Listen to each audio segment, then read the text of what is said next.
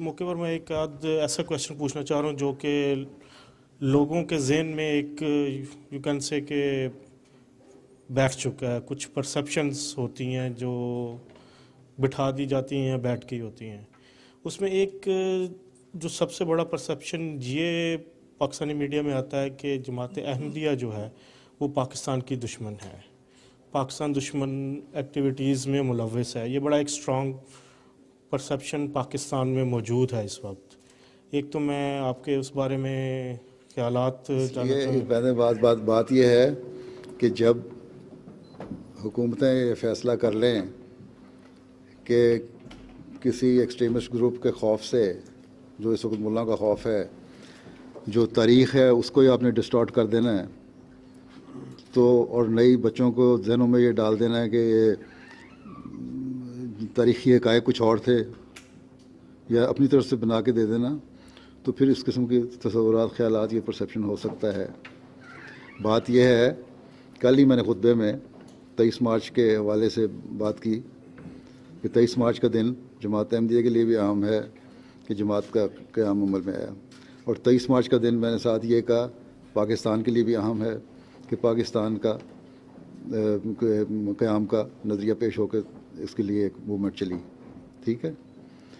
اور اس لحاظ سے پھر میں نے احمدیوں کو یہ کہا کہ پاکستان کے لیے دعا کرو کہ جس طرف یہ پاکستان کو لے کے جا رہے ہیں، یہ تباہی کی طرف لے کے جا رہی ہے، ہماری لیڈرشپ بھی، ہمارا ملا بھی، اس سے اللہ تعالیٰ بچا لے. ٹھیک ہے. دعا ہمارے ساتھ ہے. پھر میں نے بعض حوالے بھی پڑھ کے، تھوڑا وقت تھا، سڑ کے سنائے.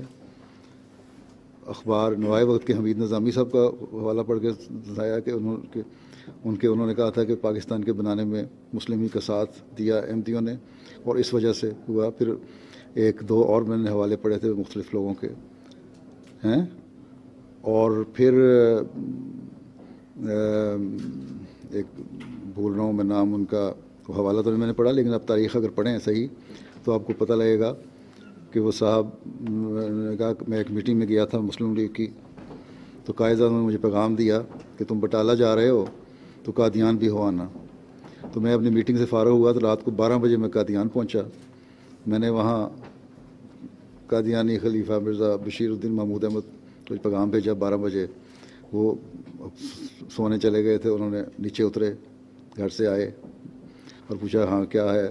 جب پتہ لگا کہ قائد اعظم کا پیغام لے کے آیا ہوں، تو انہوں نے کہا کہ قائد اعظم سے کہہ دو کہ ہم ہماری دعائیں بھی تمہارے ساتھ ہیں، اور ہر جو ہے احمدی وہ مسلم لیگ کے ساتھ ہے، اور اس مسلم کو ہم ووٹ دیں گے پاکستان تاکہ بنے.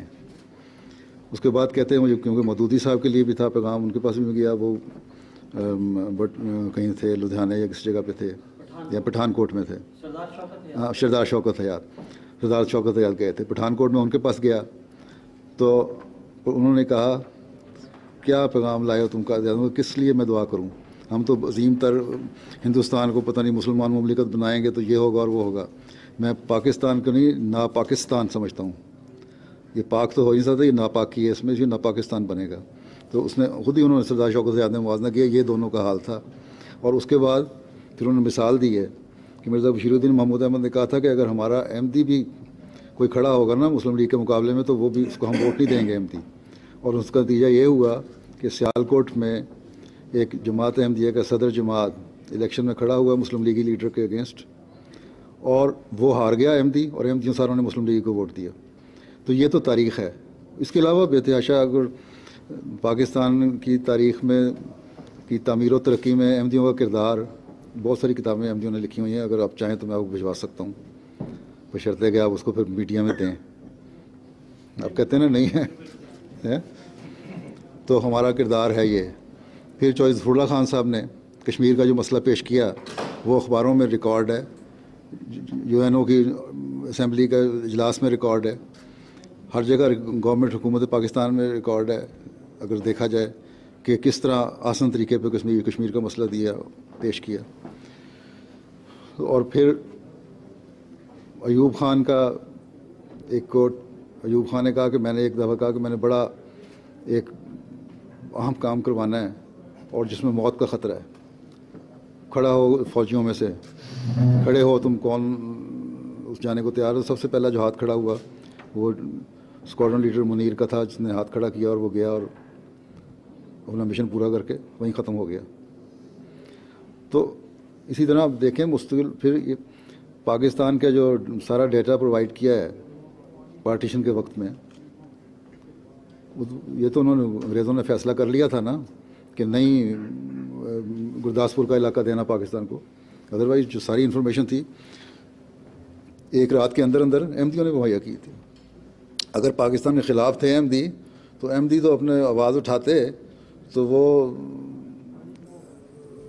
پارٹیشن سے کر کے یہاں نہ آتے، پھر گرداسپور کا علاقہ اپنا وہیں آرام سے رہتے، ان کو کچھ بھی نہیں کہنا تھا کسی نے. پاکستان کی ترقی میں اور پھر ڈاکٹر سلام نے کیا کام نہیں کیا. آپ کہتے ہیں عقل تو یہ ہے آپ کے مولویوں کی. کل اخبار میں بیان تھا، ابھی اخبار میں بیان آتے ہیں یہ مولوی تو خیر جو کم پڑھے لکھے ہوتے ہیں، یہ اخباری نمائندے جو بڑے پڑھے لکھے ہیں اور اپنے آپ کو بڑا اسکالر سمجھتے ہیں، ان کو یہ خبریں چھاپتے ہوئے بھی شرم نہیں آتی. اخبار میں یہ خبر آئی ہوئی تھی پاکستان میں کہ مولوی صاحب کے حوالے سے کہ ڈاکٹر سلام نے امریکہ کا ایٹمی راز پاکستان کا ایٹمی راز امریکہ کو دے دیا. اب پاکستان کا ایٹمی راز امریکہ کو دینے کی کیا ضرورت ہے؟ امریکہ تو خود اٹامک پاور ہے اس وقت سے جب پاکستان کا وجود ہی نہیں تھا. تبھی تو اس نے جاپان میں بم گرائے تھے. تو اس قسم کی خبریں چھاپنے والے بھی یہ تھے نا، یہ تو صرف سنسنی پیدا کرنے کے لیے اخبار، وہ اخبار کہتے ہیں نا، اخباروں کی ڈیفینیشن یہی ہے کہ سنسنی پیدا کرو. حقائق اگر آپ دینا چاہیں تو آپ دے نہیں سکتے کیونکہ آپ کی بکری نہیں ہوگی.